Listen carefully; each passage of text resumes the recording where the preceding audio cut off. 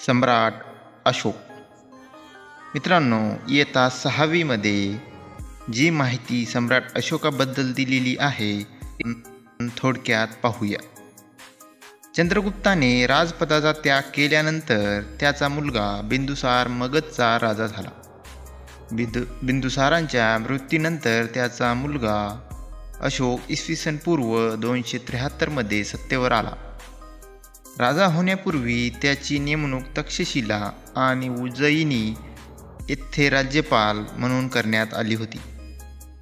तो राज्यपाल असताना तक्षशिला येथे झालेले बंड त्याने यशस्वीरित्या मोडून काढले होते. मगधचे सम्राटपद प्राप्त झाल्यानंतर त्याने कलिंगवर स्वारी केली. कलिंग राजाचा प्रदेश आजच्या ओडिशा राज्यात होता. सम्राट अशोकाने कलिंगवर विजय मिळवला.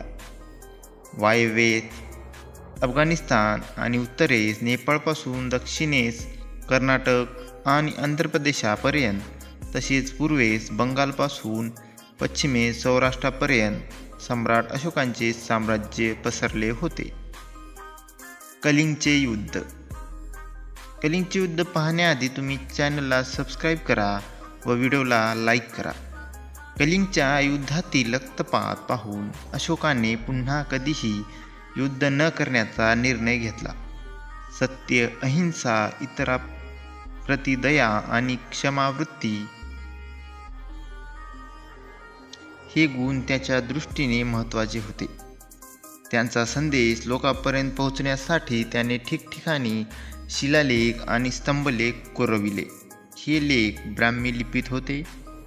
या लेखामध्ये त्याने स्वतःचा उल्लेख देवान पियदसी, देवाचा प्रियदर्शी असा केलेला आहे. राज्याभिषेक झाल्यानंतर 8 वर्षांनी त्याने कलिंगवर विजय मिळवला आणि तेथील विनाश पाहून त्याचे हृदय परिवर्तन झाले. याचा उल्लेख त्यांच्या एका लेखात आहे.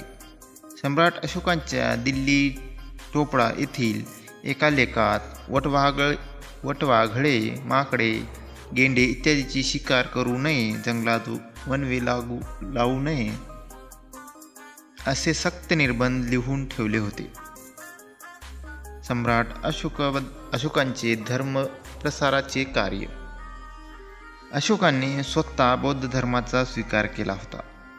त्याने पाटलीपुत्र येथे बौद्ध धर्माची 3री परिषद बोलवली होती. बौद्ध धर्माच्या प्रसारासाठी अशोकाने आपला मुलगा महेंद्र आणि मुलगी संघमित्रा यांना श्रीलंकेस पाठवले होते. आग्नेय आशिया आणि मध्य आशिया येथील देशांमध्येही त्याने धर्मप्रसारासाठी बौद्ध भिक्खू पाठवले होते. त्याने अनेक स्तूप आणि विहार बांधले. अशोकांची लोकोपयोगी कामे. अशोकाने प्रजेसाठी सुखसोयी निर्माण करण्यावर भर दिला. उदाहरणार्थ, माणसांना तसेच पशूंना मोफत औषध पाणी मिळावे अशी सोय केली. अनेक रस्ते बांधले. सावलीसाठी रस्त्यांच्या दोन्ही बाजूंना झाडे लावली. धर्मशाळा बांधल्या. विहिरी खोदल्या. मौर्यकालीन शासन राज्यव्यवस्था.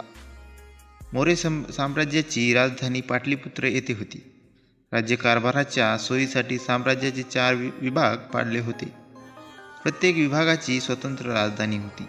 पूर्व विभाग तोशाली ओडिसा, पश्चिम विभाग उज्जयिनी मध्य प्रदेश, दक्षिण विभाग सुवर्णगिरी कर्नाटकातील कनकगिरी, उत्तर विभाग तक्षशिला पाकिस्तान.